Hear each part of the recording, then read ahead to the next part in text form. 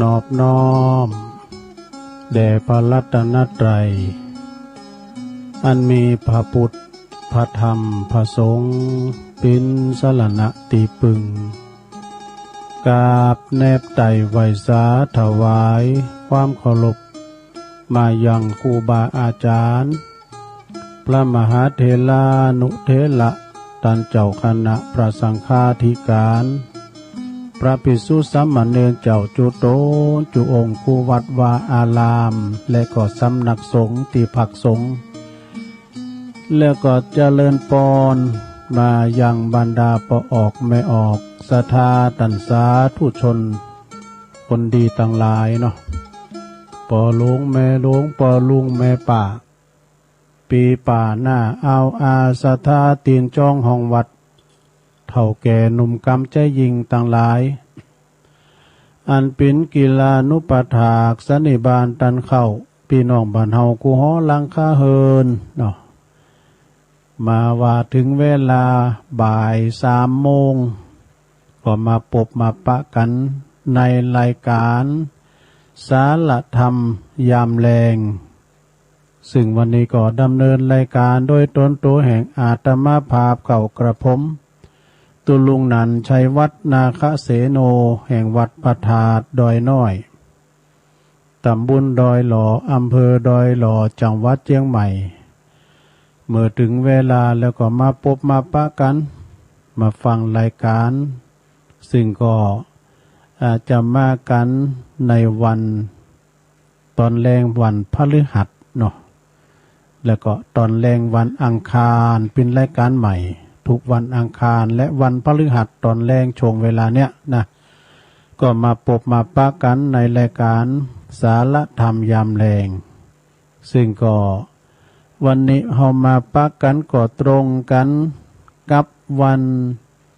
นี้เป็นวันพฤหัสบดีตี 3วันเนี้ยเนาะวันนี้วันที่3ของเดือนมิถุนายนแล้วก็วันนี้ซึ่งเป็นวันพระวันศีลโดยเป็นวันศีลที่ว่าสำคัญโดยสำคัญอย่างได้ตะลุงเป็นวันสำคัญเป็นวันอัฏฐบุรณมีนะวันอัฏฐปุณณมีกันเนาะวันถวายพระพุทธสรีระของพระพุทธเจ้าเฮา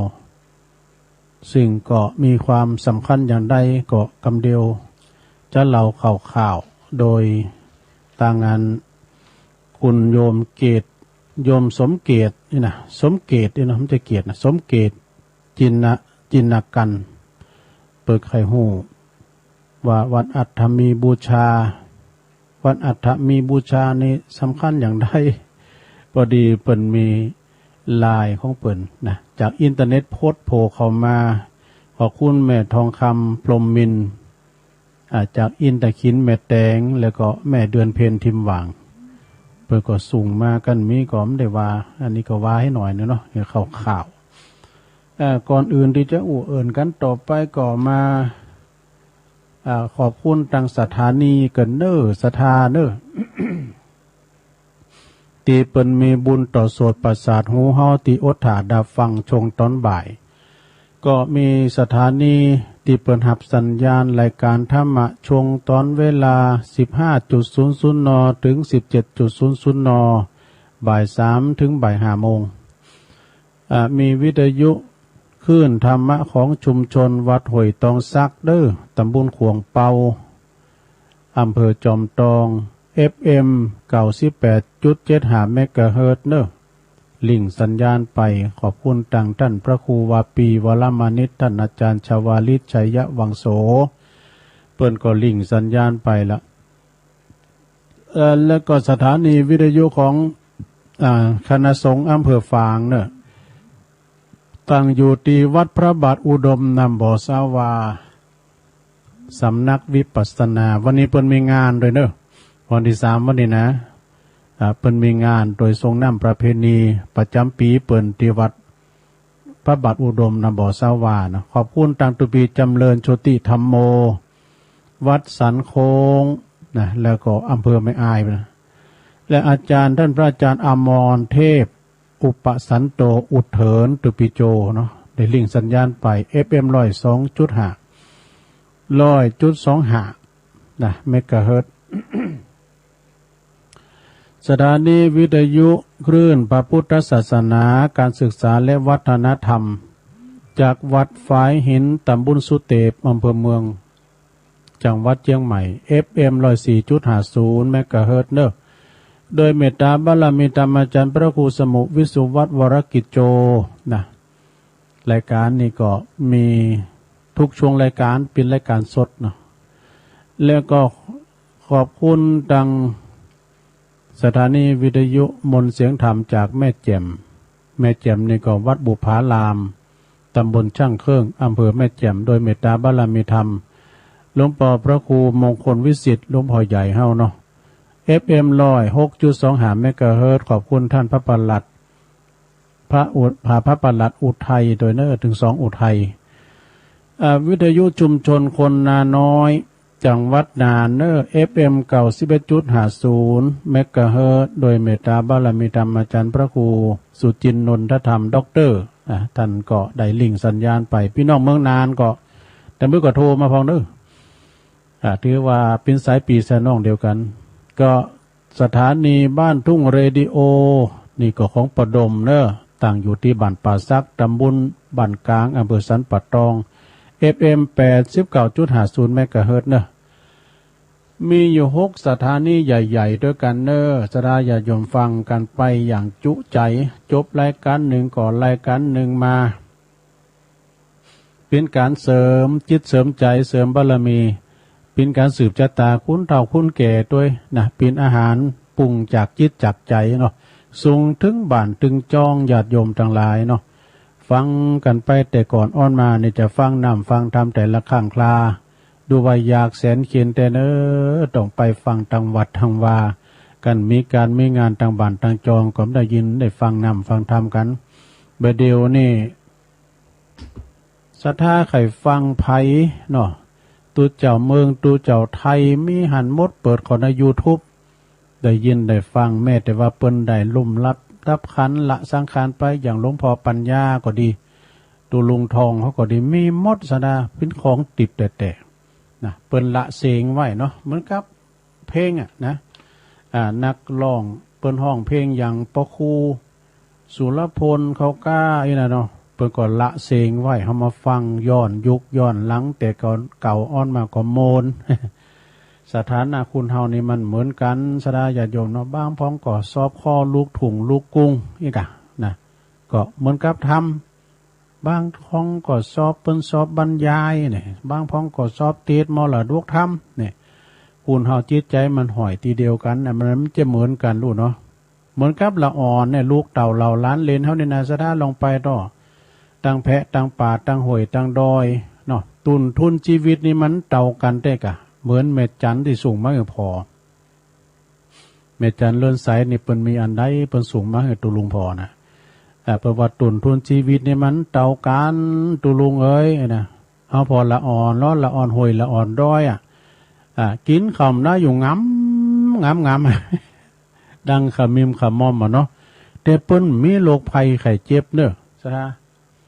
อย่างเฮาไปทางในบ้านในเมืองเนี่ยโอ้ละอ่อนเฮาไสติ่ง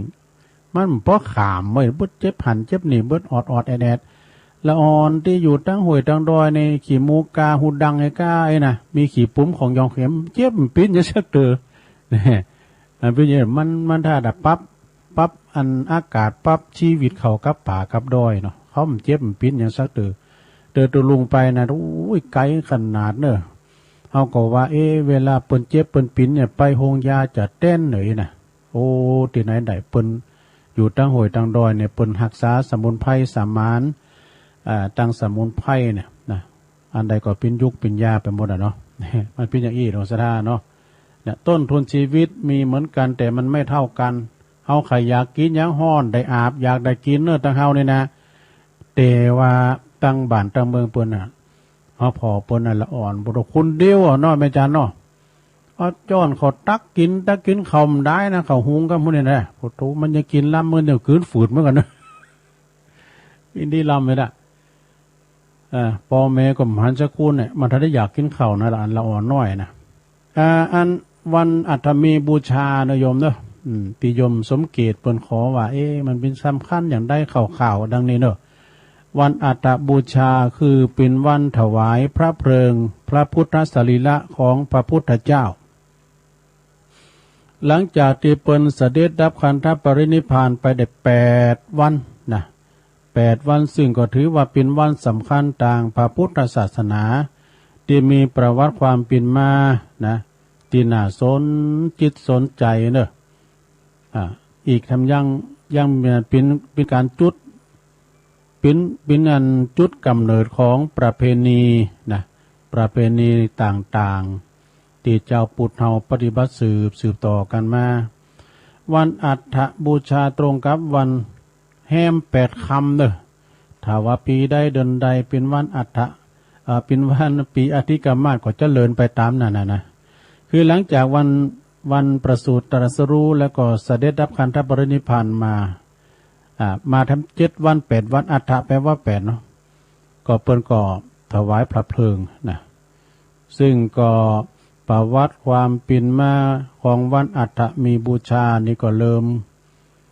หลังจากอันพระพุทธเจ้าดับขันธปรินิพพานไปได้8 วัน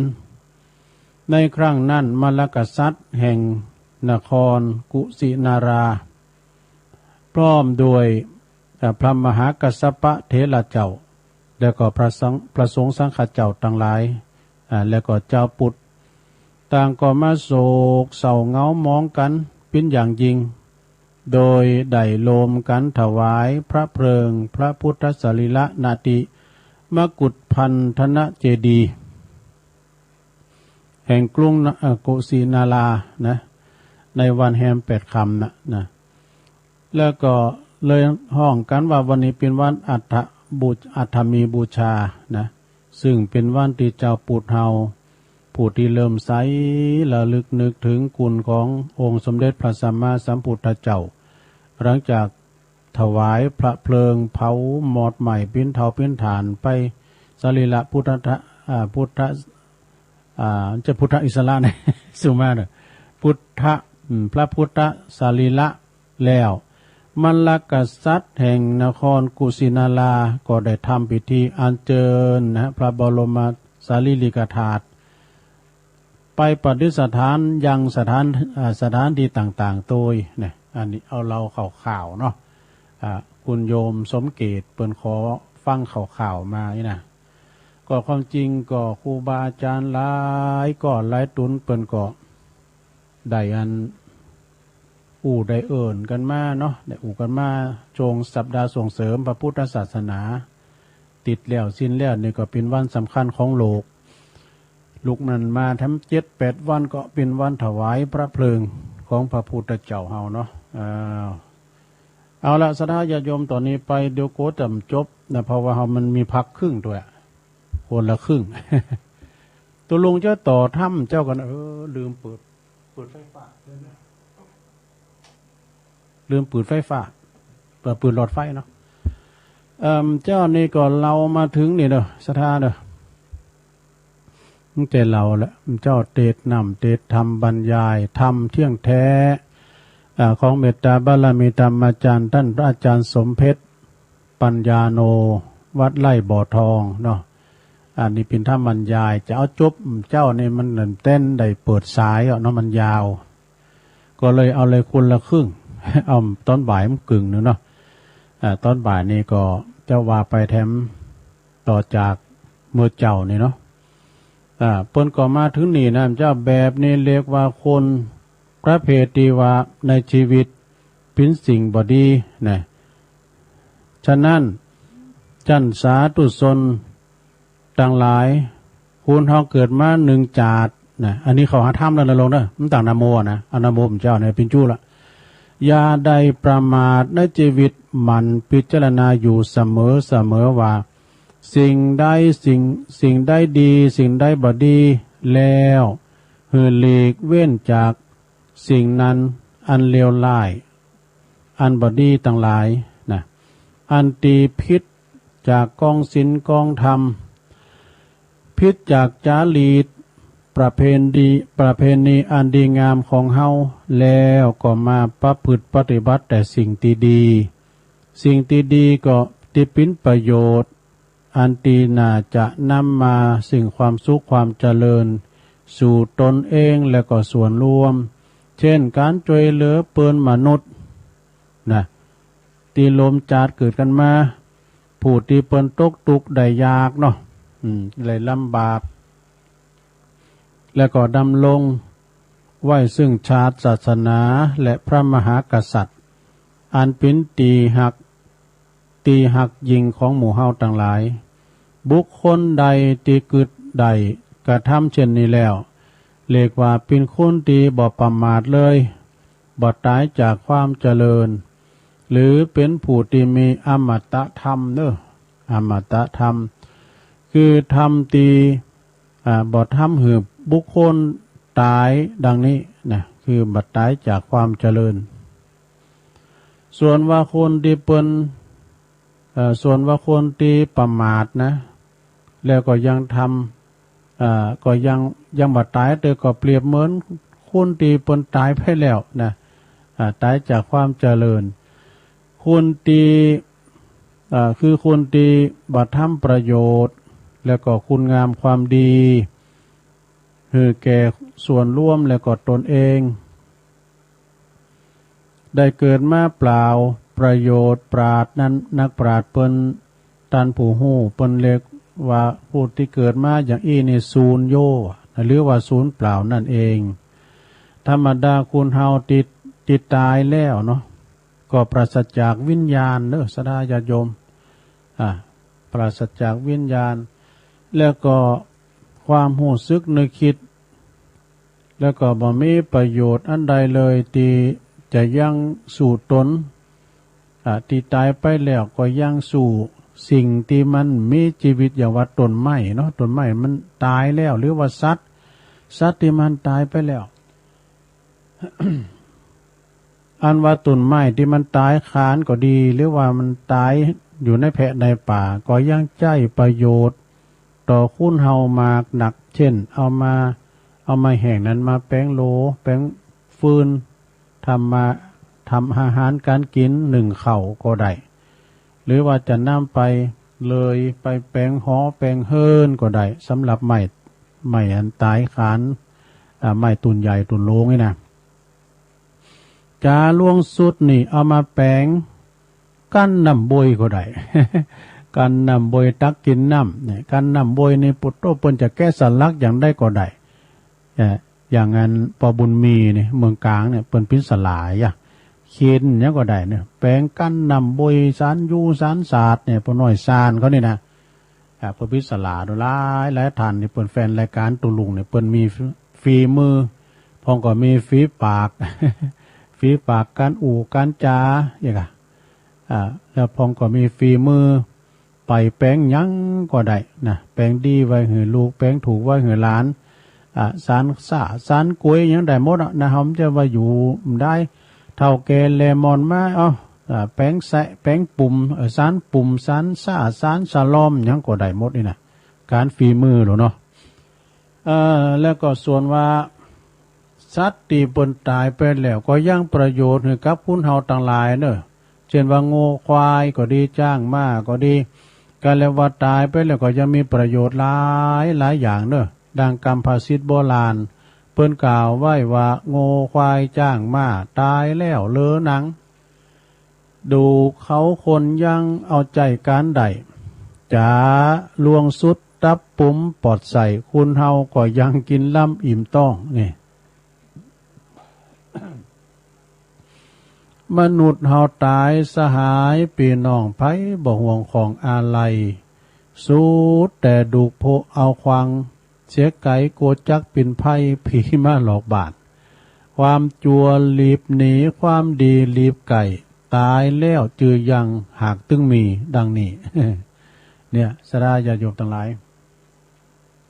คุณเฮาตายเนี่ยเหมือนสัตว์สิ่งหิ่งหอยสักคู่นะสัตว์นี่มีกามีกากูอย่างคุณโบราณเปิ้นเปรียบระหว่างคุณกับสัตว์ว่าคุณเฮานี่กันตายแล้วก็บ่มี บ่มีการมีศีลอย่างสักอย่างนะส่วนว่าสัตว์เนี่ยที่ตายไปแล้วก็ยังมีประโยชน์ประโยชน์แก่คุณเฮาหลายอย่างเด้อเช่นว่าโง่ควายจ้างม้านั้นนอกจากว่าเฮาจะเอาจีนเอาเนื้อนั่นมาทำอาหารกินล่ำอิ่มต้องแล้วดูกและเขานี่นะสดาญาติโยมดูกและเขาของมันนี่ยังใจการใดนะเช่นว่าเขาควายนะเขาควายนี่เตรียมมันตายฟ้าผ่านี่เอามาเข้ายาได้ดูโทษยาบนเน็ตนะยางูควายตายฟ้าผ่ามันหายากนะกะมันให้มันดีมันจะมาผ่าไม่ได้เนาะกันควายหลุมปอดกั้มเนื้อเอนิมีกันเนาะแล้วควายฟ้าผ่านี่จะหายากกว่าเนอะควายเนี่ยมันจะใจมือถือดูก็มาใจมือถือมันสื่อรอดูมันปิ้นคืนปิ้นแม่เล็กกันเนาะแต่มันก็จะมีมันก็นะฟ้าผ่าเนี่ยผ่าเพราะจ้างบุญนี่ฟ้านี่นะถ้าว่าใจปิ้นเคืองประดับประดาอย่างเขาโง่เขาควายเนี่ยเปิ้นเอามาใจหลายๆอย่างการประดับบ้านประดับเฮินอื่นๆหลายอย่างได้หลายอย่างเช่นว่าเอาแป้งกล่องสูบยาเนี่ยแป้งก๊อกหมูยาก็ได้วะดูเอามาแป้งมีดดามมีดก้าเนี่ยเอามาแป้งขากุ้งงามกุ้งก็ได้เอามาแป้งตูดก็ได้ไม่รู้หูจักตูดตูดนี่มันจะปิ้นเขาควายนะว่องให้หน่อยแล้วก็เปิ้นจะเอามันเปิ้นจะเต็ดเอาดิปลายเขาแล้วมันเป็นหู้ให้หน่อยแล้วเปิ้นมันก็เวลาเปิ้นไปการมาจีนหรือก้ามอย่างง่ายนะเป่าตูดอันนี้ตูดปวดดังบรออย่ามาเป่าห้อยซังอ่ะแต่มันเสียงเหมือนกันนะตูดนะแล้วคุณเถ่ามากี้นี่มันเดือดหูหนูเอามาแล้วจีนขึ้นห้อยบ้าไปนะไปซื้อกันมานี้ไปซื้อกันมาน่ะมันจีนเลยจากการดูมันคล้ายมันเสียงไงกันส่วนว่าดูของมันนี่สารพัดอย่างเด้อดูใจไปได้สารพัดอย่างดูนี่เปิ้นซื้อกันนะดูกะเปิ้นว่าแป้งซะว่านะก่อนนี่เปิ้นมีมาซื้อดอกเช่นว่าเอาไปแป้งใจในโคเรือนหยังก็ได้หลายอย่างนะเขาเงาเขาควายแป้งตะเกียบก็ได้แป้งจ้อนก็ได้วะเนี่ยแป้งตะเกียบก็ได้ตะเกียบนี่ตู้ลุงตึงตักมันจางแต่เนี่ยอันมีหันเตืองแล้วควันตัวเก่าก็ไปกีบตะเกียบน่ะสิเราเห็นเปิ้นกะผมจะจางกีบนั่นน้องคนปีนั้นก๋วยเตี๋ยวกีบลูกกินไปแล้วติดสนาผากปากมากีบไปแล้วมันติดหน้าผากตัวลุงแบบถึงจางนุ่งใจจอนนะครับเมื่อกี้ก๋วยเตี๋ยวรถไฟมาหันมุนคุณถอดนั้นเมาไปเมามาหลังซอยฮัตตุลุงกันคุณถอดพอใจซุปหมูกันนี่เอาแป้งไม้ของใจโคเฮินแป้งไม้ตะเกียบก็ได้เอาแป้งจ้อนก็ได้บางทีบางแห่งนี่เปิ้นเอาดูมาตัดเป็นกล่อมสี่กล่อมเท่ากันหมดเป็นจัตุรัสเสมอกันหมดแล้วเปิ้นมาจีเป็นหูเป็นตามีเลขถึง6เลขด้วยกันเหมือนกันหมดส่วนว่าเปิ้นประโยชน์ของมันเนี่ยเปิ้นไปใจไปทางใดก็หู้เด้อเนาะมันมีเป็นตา มันมีทางบัดอื่นเมืองไกลพุ่นบ้านเฮาเต็มมีเนาะส่วนว่าโง่ควายนะนางโง่นางควายนี่เปิ้นนางจ้างก็ดีนะเปิ้นก็มีประโยชน์หลายอย่างเด้อเช่นว่านางควายเนี่ยนะนางแห่งเนี่ยเปิ้นเอามาหุ่มกองตีกองแข่งกันอย่างนี้นะเปิ้นใจนางโง่นางควายเนี่ยตีกองเปิ้นแข่งกันโอ้มาย้อนยุคแต่ก่อนอ้อนมานะเนาะเปิ้นแข่งกองนะแข่งกองลงกันอย่างวัดพระธาตุดอยหลอกาเนาะเมื่อเอาว่าแต่ว่าวันนี้แล้วเนาะวัดพระธาตุดอยหลอกาเปิ้นแข่งกองกันนะวัดป่าบุกกาวัดพระบาทตากผ้ากาวัดอรุณวิทยาวาสหวยปันจ้อยมงคลวลารามเท่าหลายตีเนอะที่เปิ้นแข่งกองก็แข่งกองที่ไหนเนี่ยบ่คุณหลายเนี่ยคุณมันหุ้มกองหลายหมูแม่กล้าขายในโมนนี่เขาโมนกันบางตีบางแห่งนี่เขาก็เอาไปทำอาหารก็ได้นะ หนังโง่หนังควายเนี่ยนะเอาไปแกงเอาไปยำเขาว่าอร่อยดีว่ะ หนังโง่หนังควายเนาะแล้วก็ส่วนว่านางจ้างนี่เปิ้นใจประโยชน์ทั้งอย่างนึงนางจ้างนะไปเคยกินบางจีนจ้างมีก็เปิ้นจะกินกันเนาะมันจะดีกินก็จีนจ้างนี่นะจ้างมันตายเขาแล้วเนี่ยฟ้าผ่ามันก็ไม่กุนใส่จ้างกันเนาะตายกันแล้วก็ของจ้างเนี่ยเอาไปจ่ายหลายอย่างเนี่ยนางจ้างนี่นะเอาไปทำค้อนตีกองวงเปียปาดกองวงหนงนงนะเพิ่นเอานางจ้างเอาแป้งตีมันส่วนว่าหางม้าหรอหางม้านี่เปิ้นเอามาแป้งสีสะล่อซอซึ่งว่ะตีเปิ้นสีสะล่อนะเปิ้นเอาหางม้าดูเอาหางอย่างอื่นก็บ่ดีเอาหางม้านี่เปิ้นว่าทำเอาแป้งสีสะล่อเอามาสีสะล่อได้จัดเดียส่วนว่าขี่ของมันนะเปิ้นก็ใจใส่ให้ใส่โซนกะนะขี่โง่ขี่ควายเนี่ยเปิ้นว่าเอาเป็นบำรุงดินจะดีเป็นปุ๋ยมักเนาะขนาดขี่ควายเนี่ยเอาไปแมงซียังมาเข่าเนาะเนี่ยมันได้ดีมั้งหรอ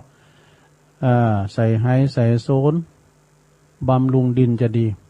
ใส่ตุ่นดอกตุ่นดอกไม้ทำเป็นปุ๋ยดีแต่ส่วนว่าอันขี่อ่อนๆมันนะแต่เปิ้นว่าขี่มันรุนแรงลงไปเปิ้นว่าเพ่โหดีบางทีบางแห่งนี่เปิ้นก็รูก็เกิดนะเพราะมันคุ้มจอมหลอมไว้ยังไงเนาะ ใส่ลาบใส่แกงอ่อมมันในธรรมนะลูกเด้อนึกจะนอกเรื่องในธรรมลำแต่ว่าอันนี้แหละคือญาติโยมทั้งหลายโง่ควายจ้างม้าตายแล้วยังมีประโยชน์นะมีประโยชน์นานาประการเนอะดังที่กล่าวมาแล้วส่วนว่าคุณเฮาเนี่ยตายไปแล้วสรีระร่างกายของเฮาเนี่ยใจบ่ได้ยังได้สักอย่างนะสราเด้อใจบ่ได้สักอย่างเหตุนั้นนักปราชญ์ตันจึงได้เปรียบเทียบคุณตีประมาทโมเมาในชีวิตว่านอกจากที่บ่ได้ทำประโยชน์และก็คุณงามความดียังไว้สักอย่างแล้วบ่ได้สร้างบุญสร้างกุศลยังสักอย่างแล้วนะแต่ก็บ่ได้สร้างบุญสร้างกุศลไว้ในสังคมและตนเองแล้วร่างกายของเฮานี่ก็เปื่อยเน่านะซะดานะมันก็มีกลิ่นเหม็นไปโทบริเวณก็เป็นแดดซบที่นาเกตนาโกก่อนนี่แหละศรัทธาญาติโยมทั้งหลายคุณที่ประมาทเนาะประมาทในชีวิตก็เลยลงโม้เมาในสิ่งที่ชั่วร้ายบางคนนั้นก็ทำงานจะดีนะแล้วก็ไปโกงเปิ้นชอลาดบังหลงนะไปลักไปจกเปิ้นหูใดไล่ตันก็หมายความว่าเปิ้นก็ได้ออกงานนี่มาตูบหมอเข่าตัวเองเอ็มได้นะ อันนี้ก็ใจบ่ได้เหมือนกันสังคมเปิ้นก็ว่าอันนี้ก็บ่ใจนี่แหละคือว่าบางคนนั้นก็ได้ทำงานจะดีนะครับรถขับลาเนี่ยจะดีแหละครับรถขับลาก็คือว่าเก่งการเก่งงานเนี่ยนะแล้วก็บางทีก็ขับรถขับลาก็ประมาทแถมยังขาดสติโดยบ่พิจารณาและดื่มน้ำอมฤตไปโดยแถมอย่างนี้แล้วก็ไปเสพมาของมึนเมาทำหือใจกะคือขนองนะคือขนองพยองตนมีไผจะมาเก่งเต้าห้าเนี่ยนะคนเก่งเร็วมันเนี่ยเพิ่นก็ไปกันหมดแล้วเนี่ยก็มีความประมาทประมาทความประมาทขาดความระลึกนึกคิดการว่ารถบ่จุนก็ดีดิ่มดีก็ไปขว่ำไปสแลบไปจุนการตายถ้าบัดตายก็เล่งใบใหญ่บ่โตไว้นะก็ปาไปถึงซึ่งความหายนะเนาะกูเตอนี่เป็นเสาหลักของครอบครัวกันว่า เป็นคนติดทุพพลภาพพิกลพิการไปไผจะมาหาเลี้ยงครอบครัวเนาะเอาไปเอามาซ้ำตัวเก่าจะเป็นภาระของครอบครัวทำแล้วอันนี้ก็คือความชิบหายอย่างหนึ่งก็มีนะเป็นความชิบหายอย่างหนึ่งแต่บางคนนะเนี่ยสดาญาติโยมทั้งหลายหลงมัวเมานะในชีวิตเอาทั้งอย่างต่างๆเนาะอันนี้แหละญาติโยมทั้งหลายเปิ้นว่าได้เตียนได้สดับรับฟังพระธรรมเทศนาเรื่องธรรมเที่ยงแท้ซึ่งมันหนาตุลุงก็เลยแบ่งคนละครึ่งไงก็คือธรรมเที่ยงแท้นี่ก็คือธรรมที่บ่หือบุคคลหือตายนะบุคคลที่บัดตายคือบัดตายจากความเจริญนะมีสติโหโตถึงพร้อมสัมปชัญญะฟังแล้วก็พอที่จะสรุปใจความในธรรมนี้ได้ว่าธรรมเที่ยงแท้นี่เป็นธรรมอมตะธรรมก็คือความบัพประมาทในชีวิตนั่นเองนะมีความบัพประมาทในชีวิตมีสติสัมปชัญญะระลึกนึกถึงนึกคิดอยู่เสมอว่าขณะนี้เวลานี้โตเฮากำลังทำหยังอยู่ผิดศีลผิดธรรมหรือว่าผิดประเพณีจริตอันดีงามนะบ่ผิดกฎหมายบ้านเมืองแต่อย่างใดในเมื่อฮู้ตัวว่าเฮาทำบ่ดีก็ดีเฮาก็ระลึกนึกถึงรีบกลับเนื้อกลับโตกลับใจให้ใหม่แล้วก็มาประพฤติปฏิบัติเนาะมาประพฤติปฏิบัติในสิ่งที่ดีที่ชอบต่อไปนะบางครั้งบางทีเนี่ยตรงกันข้ามเฮาได้ปฏิบัติในสิ่งที่ดีมีศีลมีธรรมบ่ผิดประเพณีวัฒนธรรมและก็กฎหมายบ่ทำให้เดือดร้อนแก่ตนเองและก็สัตว์หรือว่าส่วนร่วมแล้วก็มีเมตตามีกรุณาแล้วก็จุงปฏิบัติหือดียิ่งขึ้นไปนะประพฤติปฏิบัติดียิ่งขึ้นไปบุคคลใดได้เกิดได้ประพฤติได้ปฏิบัติตนอย่างนี้ได้ชื่อว่าเป็นผู้ที่บ่ประมาทในชีวิตเนอะเป็นผู้ที่หู้คิงหู้โตอยู่ตลอดเวลาอันว่าเป็นตั้งแห่งความเจริญรุ่งเรืองเนอะศรัทธาญาติโยม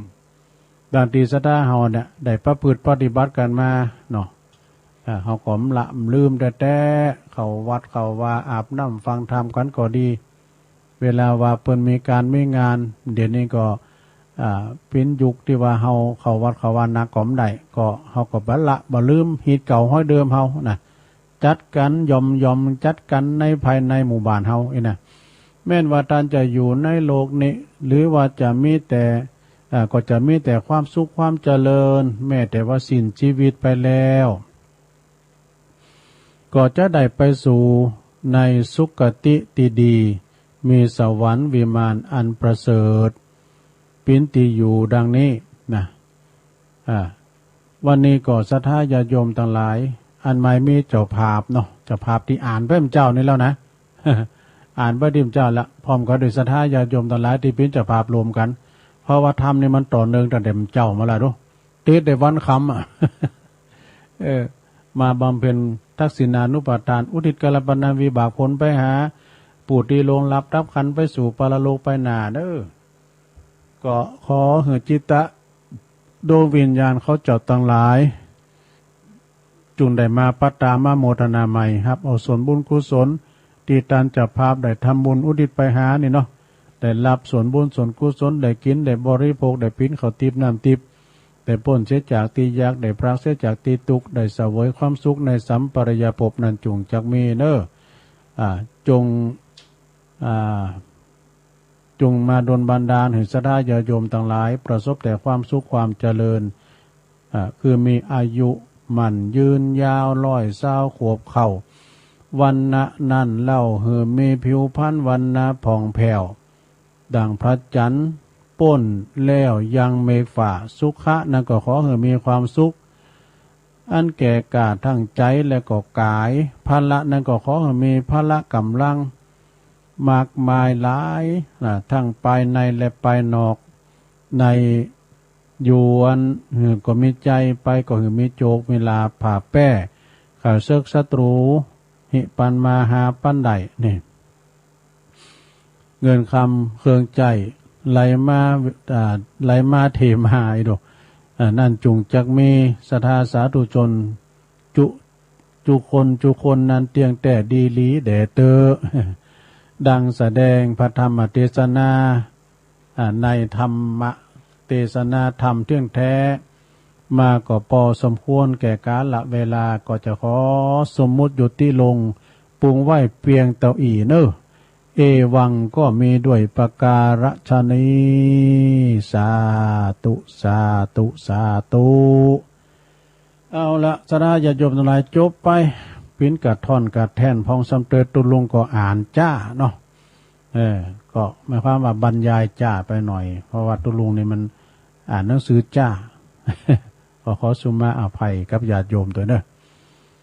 เป็นธรรมบรรยายของเมตตาบารมีธรรมอาจารย์สมเพชรปัญญาโน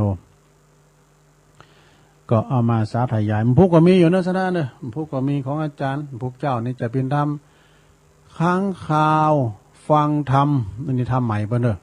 อาจารย์สมเพชรน้อมถวายตุลุงยอง ค้างคาวฟังธรรมมันพิจารณาไว้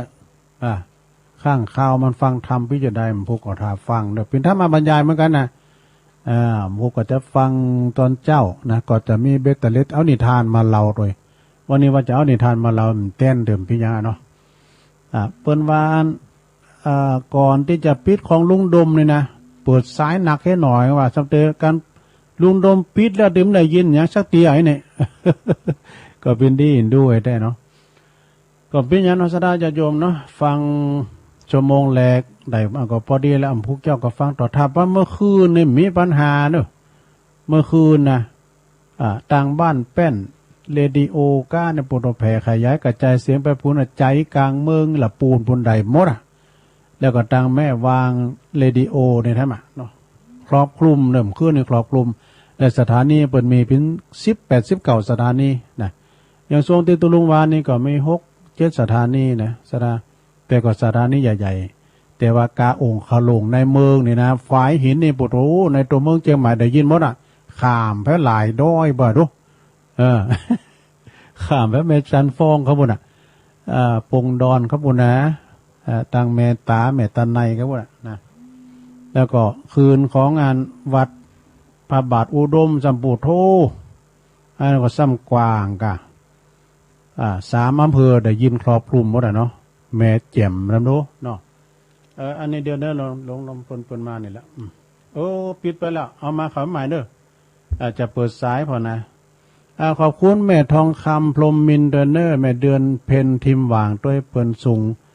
ส่งปัญหาที่ตุลุงตอบว่าวันสำคัญอัฐมีบูชาสำคัญอย่างไรคุณโยมสมเกตนะสมเกตจินากันก็เล่าให้ฟังแล้วเนาะอันนี้ลองฟังเสียงพอพี่น้องตั้งในบ้านกันเนอ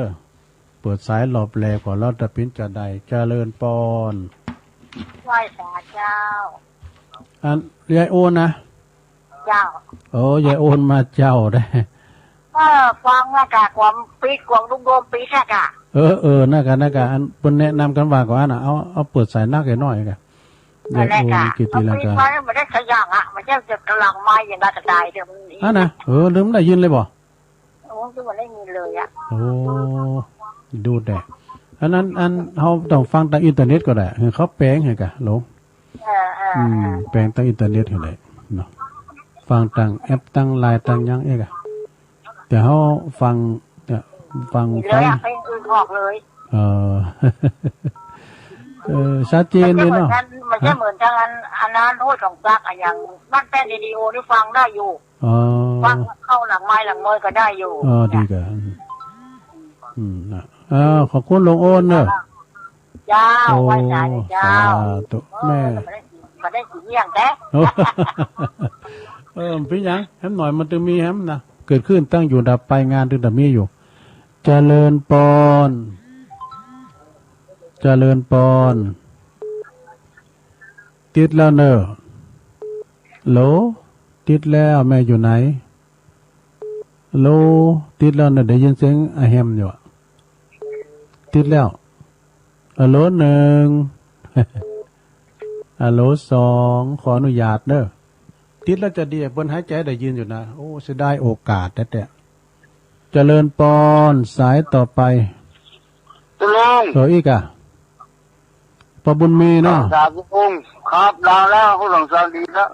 ป้าบุญมีเมืองกาญดังแล้วตุลุงฮะผู้หลงสาวดังแล้วโอ้ดังเต็มเจ้าแล้วก็ต้มง่ายแล้วดังมือน่ะต้มง่ายหรอเมืองเจ้าก็ดังเจ้านี่มันได้ยินแหละครับฟังลุงเด้อเป็นกำลังใจให้ลุงเด้อขอบคุณป้าบุญมีดังๆเด้อครับเอาไว้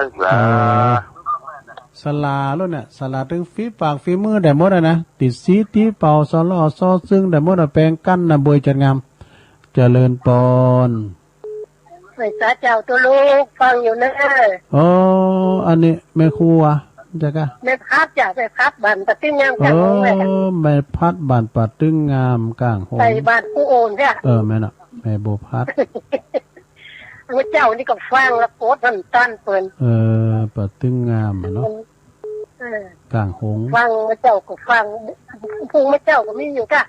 พุงมีอยู่กะพุงมีอยู่มีวันเจ้าเนาะมี2 เจ้าวันเสาร์วัน2 เจ้าอ๋อฟังชัดเจนเด้อฟังไฟหินเนาะเจ้าฟังฟังแต่มันวิทยุนี่มันต้องกระได้ยินชัดก็ได้นะมันกว่าทุกวันได้ยินดีกะแต่วันเนี้ยมันเป็นจะได้พวกนะมาถึงอ่ะน่ะมาถึงดีสักวันแหละวันนึงดีมันบุ่มดีนำละน่ะจ้ะมาถึงเหมือนทางงานฟังทางอินเทอร์เน็ตนะอดเอาเนาะต่อสายขึ้นไปหน่อยก็ได้ค่ะเป็นกำลังใจอยู่ลุงเด้อแม่บัวพัดขอบคุณหลายๆเด้อลุงมาเจ้าจะฟังกันตีนึงตื่นแล้วมันรับแล้วทุกลุงว่าคำฟังนี่ก็ฟังเพลงไปกันเด้อตีนึงตื่นเปิดเพลงแล้วเหรอเจริญปอนไว้สาเจ้าจ้าแม่ฟังอยู่เด้อแม่ลิเนาะเจ้าฟังอยู่นั่นแม่ลิห้วยโทกฟังพระครูแกพระอาจารย์ตรงใดมาอีกก็ม่วงตรงอย่างเนาะเจ้ามีกติสองจ้าพระดังแม่แก้วโต้ยแม่แก้วยะวาเปิ้นฟังอยู่แม่แก้วห้วยละเจ้ากำลังใจผู้ดีนะเจ้าขอบคุณนะแม่ลิเนอสาธุสาธุแม่ลินะห้วยโทกบ้านหงเจริญปอนไหว้สาเจ้าทุลุงแม่อมรทาดอยคังเจ้าฟังอยู่ฮ้อนเนาะฝนตกดอยรอดอยน้อยมีเหมือนกันเนาะเราก็ฮ้อนก็บ่มีเหมือนกันนะมันมีกระแดดเน็ตได้กันนะตาเข้าพอตะกะเน็ตได้กะอันนี้ก็ห้างโคจะแปลงบ้านทำบุญบ้านสึกษาว่าทุลุงดีกะนี่เยกำเปิ้นเยกกันแล้วกะแล้วกันหมดแล้วกะอ๋อเนาะบ้านเฮาเหมือนที่เยกเปิ้นเหมือนคือเยกกะคนหลายก็บ่หลายเยกกัน 4-5 คน10 คน 3 คนนี่กะเนาะกะเจ้าเลยว่าเลยสืบชะตาด้วยอยู่ดีมีสุขกันหายโควิดเนาะเจ้าฟังทำด้วยอย่างกะเจ้ากำลังใจทุกลุงอยู่เด้อฟังอยู่พระเจ้านี่ก็ฟังไฟมดเต๋แล้วฮะเจ้าไว้สาเจ้าพี่น้องท่าโดยแจท่าเหมือนเข่าท่ากาดเนาะพี่น้องท่ากาดโทรมาฟังเด้อแม่น่ะเจริญปอนโหลติดแล้วเจ้าไว้สาเจ้าท่านโอ้ไม่ลงปั้นนะเจ้าไม่ลงปั้นปัญญาฟังอยู่เด้อได้ประกาศเลยกะไม่ได้ไปแก่เจ้าดีกะเจ้าให้กำลังใจได้แน่นขอบคุณไม่ลงลายๆเนี่ยไม่ลงเด้อเจ้าไว้สาเจ้าเด้อโอ้ไม่ลงปั้นตาโจก นี่ก็อยู่อำเภอดอยหล่อเฮานี่แหละสถานเนาะก็เดี๋ยวแม่หลงสายฝนจะมาทำเหมาะ 0899555656โทรเข้ามาเป็นปีเป็นน้องสันปีสันน้องกันเหมือนครอบครัวเดียวกันเจริญปอนแต่ไม่สาเจ้าตัวลุงอ๋ออันนี้แม่สีทอนกันเนี่ยเนาะเจ้าโอ้อันนี้หนองบัวชัยปราการแต่นอนขนาดนอนเดือน่ะโอ้เดดนิดๆได้กับตาข้าวพอดนะไก่อ่ะแต่ละการเด็กที่ฝนอ่อยมาที่นี่โอ้ตำปูนเพิ่นหมันตกกาฝนตกดีนะแต่ละการเนี่ยฝนตกดีแต่ตอนนี้นี่มันก็มืดได้แล้วมันก็เป่งไปนะมันบดตกอ่ะตั้งแต่เช้าแล้วแน่ขอบคุณแม่สีทอนได้ลายเด้อที่เพิ่นฟังกันเนาะเจ้าสาธุเจ้าเอิ้นแปดตังพี่น้องแม่อายปุ้นพองหน้านุงสูงซองกาเนี่ยตังห่างต่ำตังปุ่นอะแม่อายบั่นคายกาเนี่ยบั่นป่าแดดป่าแดงครับว่าโทรมาเนาะเจริญปอนราชการเจ้ายายพรมาแล้วมีก่อนเอาว่าไปเลยว่าไปเลยยายพรเฮ้ยครับรับเลยนะเอาเลยกันดาก็ว่าตรงกันรอบสองมื้อมีแล้วเนอะร้องบัวแดงสันกำแพงร้องบัวแดงข้างกำแพงนี่นะโอ้มใจก็อยู่บ้านข้างกำแพงนี่เนาะท่านอยู่เนาะท่านก็เอาเลยยายพรร้องบัวแดงข้างกำแพงวัดอาจจะไว้เนาะเอาเลยอาจจะไว้ปัญหาถ้าตอนนี้จะอ่านถ้าอาจารย์ก็ด่าเด้อเนี่ย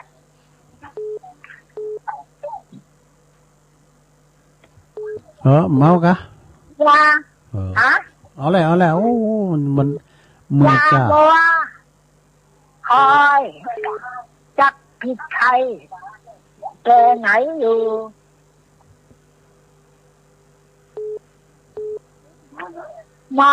จงมองดูตัวเราอยู่แค่ไหนจงเห็นตนรู้ตนกินสบายความโลภโกรธหลงได้เบาหรือยังจะมากหรือน้อยแค่ไหนตนนี้อยู่จะมากน้อยแค่ไหนจงเป็นครูสอนตนอย่าเหลวไหลจงเลือกตนสอนตนอย่าวุ่นวายจนจิตคลายจากโลภโกรธหลงเมาหากมีให้รีบทำมันออกให้คอยหลอกทุกวันจนใสค่อยล้างค่อยลอกจนหมดใจก็สบายในที่สุดให้หากทำจริงใครๆจะว่าอย่างไรตามใจเขา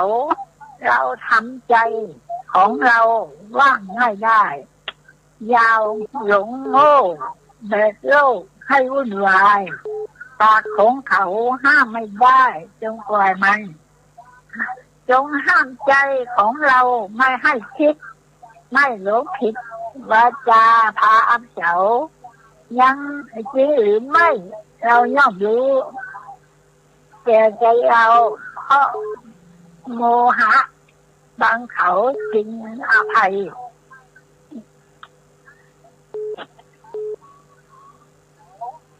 จบแล้วเนอะ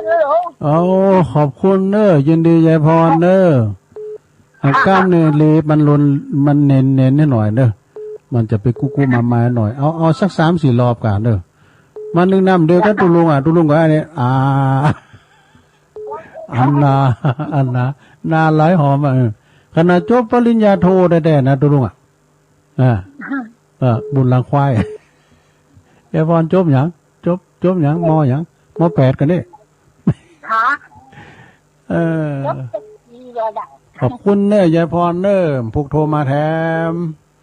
ยายพรอย่าดูปนเนาะปนโฮมก้อนน่ะก็นี่ทองมันเน็ตได้หน่อยเด้อยายพรเด้อเจริญปอนไฟสาเจ้าทุลุงแม่แดงอ่ะเจ้าเจริญปอนเด้อแม่แดงเจ้าฟังแต่เจ้าแล้วนะวันนี้ก็ได้ไปที่ไหนได้ฟังอยู่เนอะผมได้ไปไหนตุลุงก็ถึงได้ไปไหนเจ้าแดงดอกตะล่อมปลาคอยไต้เนอะพ่องถามว่าอยู่ไหนแต่ปลาคอยไต้เนาะตุลุงได้บอกซะเถอะปลาคอยใต้ได้กับว่าดอกตะล่อมนะเจ้าขอบคุณแม่แดงเนอะเจ้าไว้สานะเจ้าปลาคอยใต้แม่แดงรัตนาเจริญปอนไว้สาตุน่านะครับมาฟังอยู่เนาะฟังอยู่เนี่ยนะครับห่างต่ำดีกะสบายดีเนาะนะสบายดีฝนตกทั้งหลายมึงกันแต่ว่าฝนตกเหรอมันจากวันที่1วันนี้มันตกมันจะแรงไปถึงวันที่5นี่เขาว่าดีกะวันที่5ได้วันเสาร์เนี่ยกะตอนนี้นี่มันมือเนี่ยก็แย่ไม่กำตกก็ต้มหลายน่าหน่อยอย่างเดียวก็แบบตกหลายนะตาเขาชื่อบึ้งกระเด็ดบึ้งกระโตกเขาเรียกนะก็ห่อนก็ถึงวันที่5อย่างเดียวอ่ะวันที่1เนี่ยแต่กะฝนที่หิ่งทรงอ่ะแต่เฮานี่มีกระแดดแดดฮ้อนพอนี้เฮาก็ฮ้อนเหมือนกันนะปวดตรงออกไปผมได้อยู่เฮินน่ะสบายกันดีทุกคนเนาะไปอยู่น้องพินติดมาเลยลูกดีแล้วอยู่ดีสบายอ่ะเนาะออกว่าบ้านมันจัดการเรื่องไทยเรื่องซ้อนอยู่บนเยะนะกะปล่อยบนเยะกะถากอกมันรู้อยู่ดีมีสู้ก่อดีแล้วดีละบุญรักษากรรมตูเนอะผูกกับปีก็อยู่เชียงใหม่ยังอยู่ไปใกล้อยู่น้ำมีเขาเติมคีโม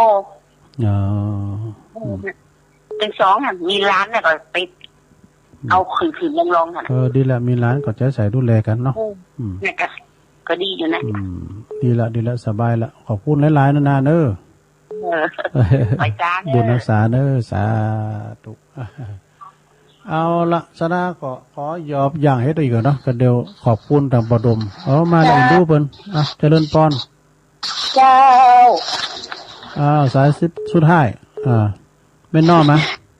แม่น้อมเจ้าแม่น้อมเวงปรับเวงน้องหลงเจ้าแม่น้อมอยู่ตาจ้างฟังท่านพระครูกับม้วนแต่น้ำมันใหญ่ตัวเย็นพระครูเถินนะกันจะร้องก็ไปกันได้จะร้องพระครูวันนี้มวนเลยเป็นพระครูล่ะเป็นไงขอบคุณแม่น้อมเนอะก็เดี๋ยวตุลุงจะถักคำก่อนเนาะเดี๋ยวฟังต่อทำเนาะเดี๋ยวจบเพชรอีกันเนอะขอบคุณปอดมเนอะปอดมบ้านทุ่งเรดิโอ